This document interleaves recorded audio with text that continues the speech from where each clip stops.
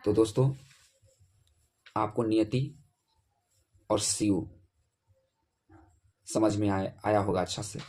अच्छा, एक और सवाल था, शिव को भोलेनाथ इसलिए कहते हैं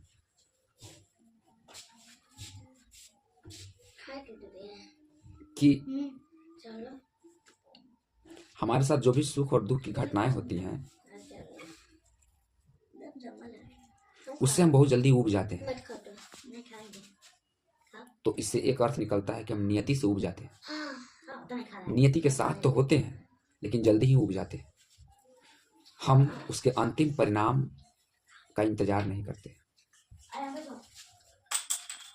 और शिव तब तक कोई फैसला नहीं लेते हैं जब तक उनके पास कोई अंतिम विकल्प नहीं बचता है। और वो सहते रहते हैं दुख को भी।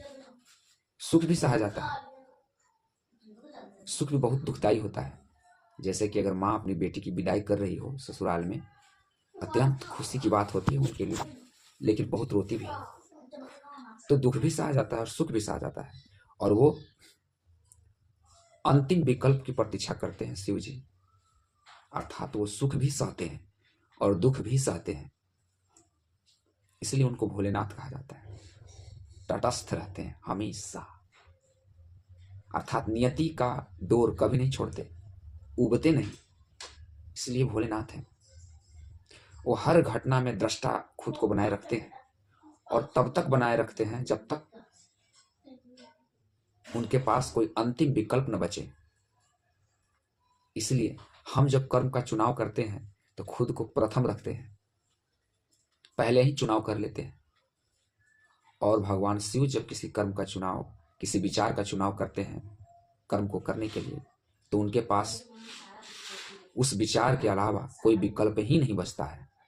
मानो जैसे नियति ने खुद निर्धारित किया कि अब आपके पास यही मात्र एक विकल्प है, उस कर्म को करने के लिए, उस पथ पे चलने के लिए, अंजाम तक पहुंचने के लिए। तो हम हमेशा हड़बड़ाए हुए रहते हैं। हम हमेशा शुरुआत करना चाहते हैं, हम ही करेंगे, इसलिए हम भोगते हैं, दुख उठाते हैं। और भगवान शिव नहीं, हमेशा हर विकल्प को नियति पर छोड़ते हैं और नियति खुद उनके लिए उस विकल्प का निर्धारण करती है कि जाओ, अब यही एकमात्र विकल्प है उसका संहार करने के लिए, यही एकमात्र विकल्प है उसका उद्धार करने के लिए, उसे मुक्ति करने के लिए। और इसीलिए वो दृष्टा बन करके उस विकल्प का इंतजार करते हैं। अंततोगत्वा वह एक लीला बन जाती है।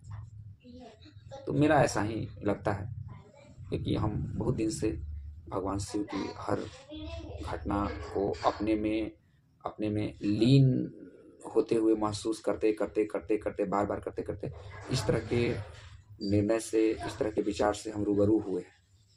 तो मुझे लगता है यही जिंदगी है जीने का,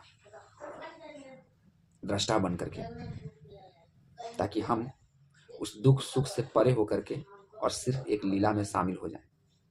हमसे जो भी हो एक लीला हो। तो आप लीला को भी समझ चुके होंगे, नियति को भी समझ चुके होंगे, शिव के भी समझ चुके होंगे और उनके भोलापन को भी समझ चुके होंगे। इतनी सारी बातों में आज के लिए इतना ही। बहुत बहुत धन्यवाद।